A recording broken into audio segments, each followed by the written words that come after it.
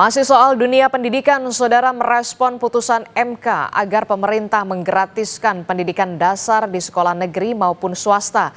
DPR menyebut pemerintah tetap harus memperhatikan postur anggaran pendidikan. Wakil Ketua Komisi 10 DPR fraksi PKB, Lalu Hadrian Irvani, menjamin putusan MK akan dimasukkan dalam revisi Undang-Undang Sistem Pendidikan Nasional. Meski demikian, Komisi 10 menyoroti kesiapan anggaran agar APBN dan APBD bisa menanggung pembiayaan operasional pendidikan. DPR juga menekankan perlunya mekanisme yang transparan untuk memastikan sekolah swasta mendapatkan subsidi yang memadai tanpa mengorbankan kualitas dan kemandirian pengelolaan keuangan.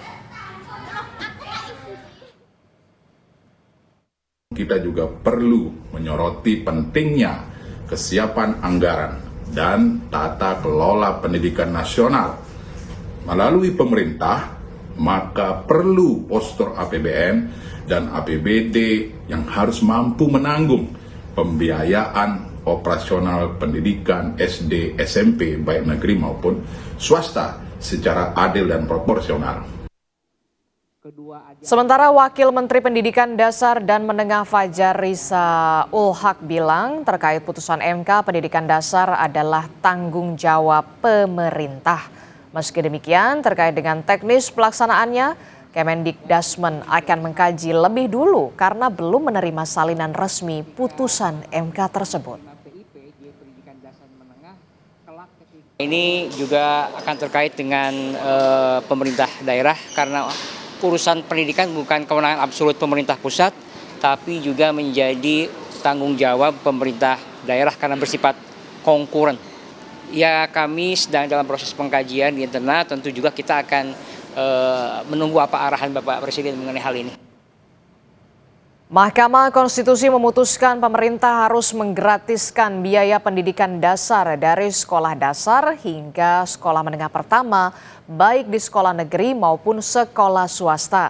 Putusan itu merupakan hasil uji materi atas pasal 34 ayat 2 Undang-Undang tentang Sistem Pendidikan Nasional yang diajukan Jaringan Pemantau Pendidikan Indonesia dan 2 orang ibu rumah tangga serta seorang PNS. Dalam pertimbangannya, MK menilai frasa wajib belajar tanpa biaya selama ini hanya berlaku bagi sekolah negeri. Padahal daya tampung sekolah negeri terbatas. Akibatnya ada kesenjangan akses ke pendidikan dasar.